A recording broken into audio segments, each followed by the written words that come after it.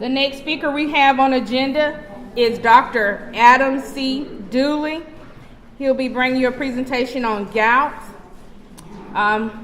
Dr. Dooley has a BS from UAB in biology. He has his MD from the University of Alabama of Medicine. He did residency in orthopedic surgery, University of Alabama for medical science. Also did a fellowship in sports medicine and arthroscopy, Mississippi Sports Medicine, Tulane Institute of Sports Medicine. Your next speaker will be Dr. Dooley.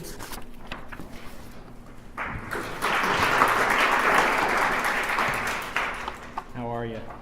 I'm Adam Dooley. Again, she kind of went through my training and where I've been. I'm a new orthopedic surgeon at the Orthopedic clinic with Dr. Shields, Jones, Trent Wilson, and Ryan Palmer. My first day of work was yesterday, so I'm not...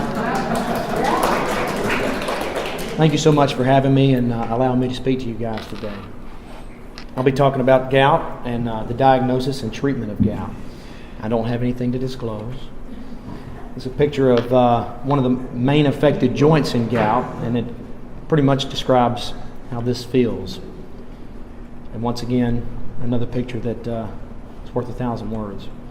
It's a type of inflammatory arthritis that causes sudden attacks of intense pain, swelling, and redness. 2 out of 100 people, about 2%, are affected. It occurs in joints as well as soft tissues. And the first attack is often in the big toe. This could be referred to as podagra. And I apologize, I came down with laryngitis over the weekend, so this is not how I normally talk. It's a monosodium urate crystal deposition disorder, so that's kind of a big word. Basically, primary gout, idiopathic disorder of nucleic acid metabolism, basically the breakdown products of DNA.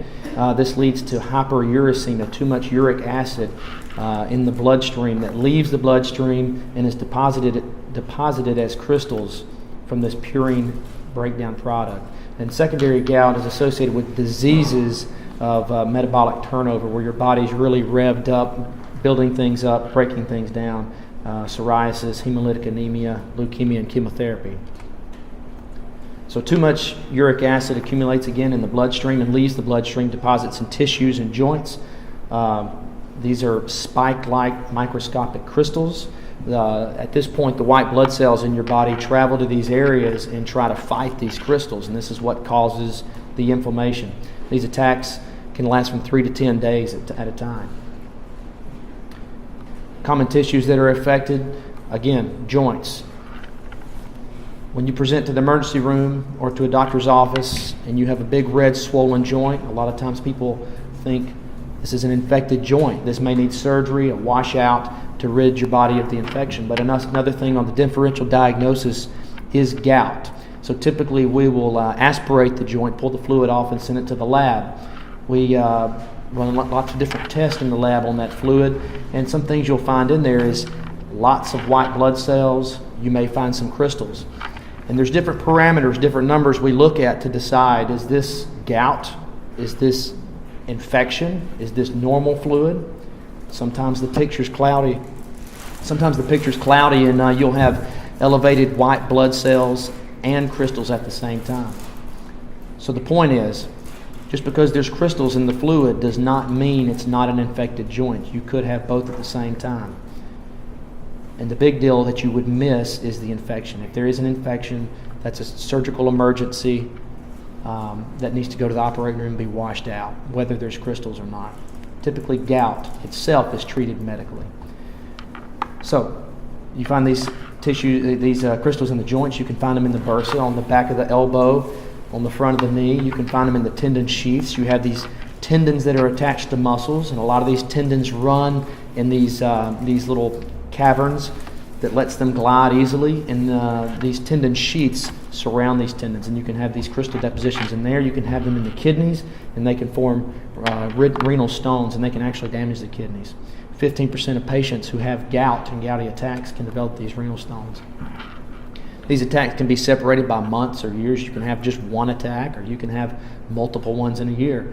If you're not taking preventative medications, the next attack typically occurs within the next 2 years. And as the attacks continue to happen, the later attacks tend to be more frequent, more severe, and they affect more than just that one joint that you may have presented with. On chronic gout, you have this high uric acid over a long period of time causing the deposition of the crystals in the joints and soft tissues. These can lead to tophi, which are basically white chalky deposits that look like toothpaste that are in the joints and the soft tissue surrounding the joints. They can cause visible lumps up under the skin. Here's some pictures of a finger up here on the top left corner. You can kind of see the little bulging white structures up under the skin. On the elbow, on the bottom left-hand side, again, these can create draining sinus tracts. So you may have gout that's caused the skin to rupture and causes a secondary infection. These also happen on the helix of the ear, as you can see in the picture to the right. With chronic gout, progression is over time and over the years.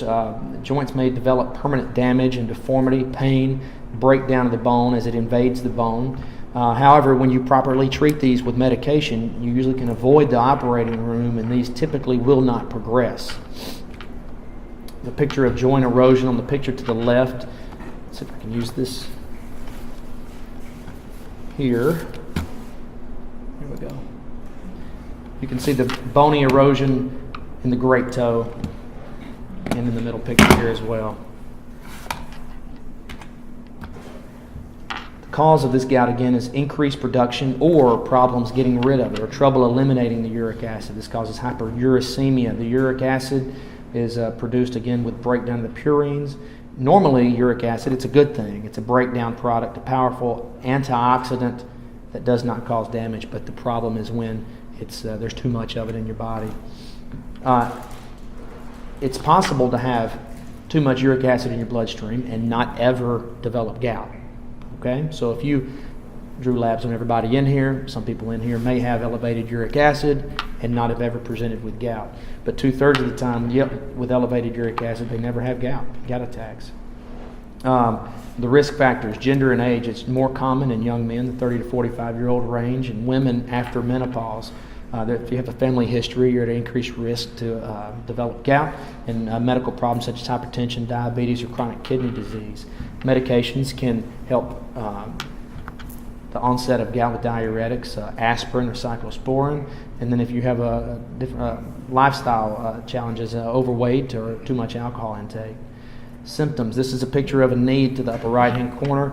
When that presents to the office, my first thought is this may be an infection. We need to draw some fluid off and see what's going on. We send the fluid off. It may come back with elevated white blood cells that signify an injection. You need to go to the operating room. But also, it could come back with not as many white blood cells, but a lot of crystals. In that case, we can treat it medically for a period of time.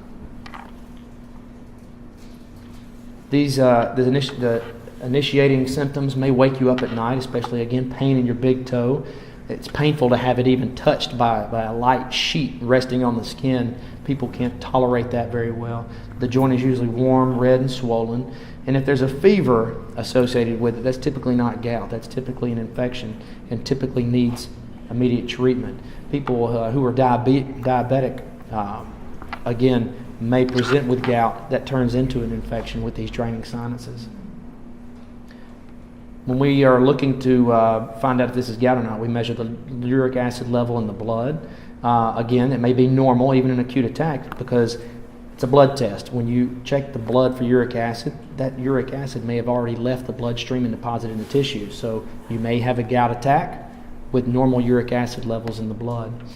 It's best to check those levels in between gouty attacks because that will indicate whether or not you pretty much live with an elevated level of uric acid.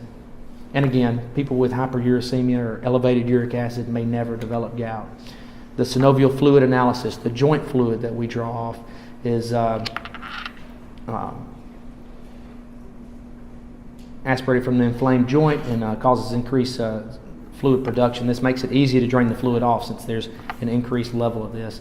And again, white blood cells and crystals are present. The crystals are thin, tapered, needle-shaped, and there's different crystals you can actually get. These specifically are negatively birefringent, and I have a picture of these. These are somewhat clumped together, and these are the needles that you can see under the microscope. As far as treatment goes, our goals are to relieve pain, prevent future attacks, and reduce the risk of the tophi or permanent damage, especially eroding through the skin and bony structure. For an acute attack, we start off with the home remedies: ice, elevation, rest, over-the-counter ibuprofen, naproxen sodium. And then once you present to the physician, we can do other things such as indomethacin, which is a stronger anti-inflammatory, colchicine, or corticosteroids. Prevention is the mainstay. We use medications to lower the uric acid below 6 milligrams per deciliter. If you already have tophi present, we like to bring it down a little lower, below 5. The long-term meds for gout are indicated when there's more than one gout attack per year, when there's severe or disabling attacks, when gouty arthritis is already present and it could progress, if you have tophi or kidney damage or renal stones. The available medications used for prevention: allopurinol. This helps reduce the uric acid production. Colchicine is used to prevent white blood cells from actually attacking the gout crystals. Can be used for acute attacks or chronic issues.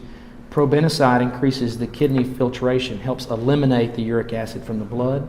And then the newer drug, febuxostat, lowers uric acid levels for those who cannot tolerate allopurinol, and this is a more expensive medication. Prevention, lifestyle changes, exercise and diet. We hear that about a lot of things. Drink plenty of water, lower your caloric intake, especially the calories that come from fat. Avoid sugary drinks, avoid alcohol, eat complex carbohydrates and proteins from low-fat dairy products. Surgical options. When it comes to this, the destructive arthritis is present, surgery may be needed. This is the tophus. It looks like toothpaste. It's up under the skin. It's in the joint. We open this up and remove it and wash the area out. These can obviously cause the infected sinuses as they erode through the skin, so we like to clean this out before it comes to that. When the joints are starting to be destroyed and you have pain with movement, fingers, wrist, toe, knee, joint fusion may be an option in some of the smaller joints where we actually cause the joint to grow together into one bone. That way there's no movement at all and it does not cause pain. Obviously you lose movement with that. Joint replacement around the knee, hip, elbow. We can do a total knee arthroplasty where we replace the joint with metal and plastic. This provides pain relief, does allow you to continue to move the joint. Obviously the knee is most common in this picture to the right. Thank you so much for your time. Are there any questions?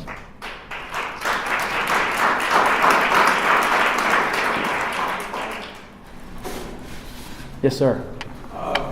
Is it a certain thing you're supposed to eat? Like you don't eat no butter beans, no red meat, no eggs, no fish, no nothing. There are certain things, of course, the calories from the fat are the problem. So it depends on what you cook your butter beans in sometimes. I know they say no butter beans, no fish, eat eggs make mine foul. So, Absolutely. so it ain't nothing to eat then. Well, you have to get going and eat something.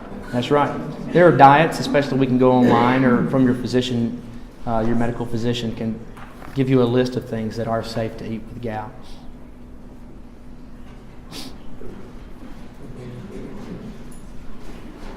Any other questions? Again, thank you so much for having me.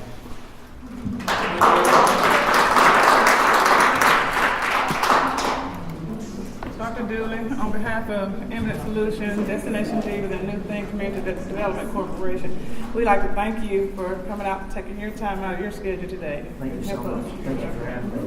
You're welcome.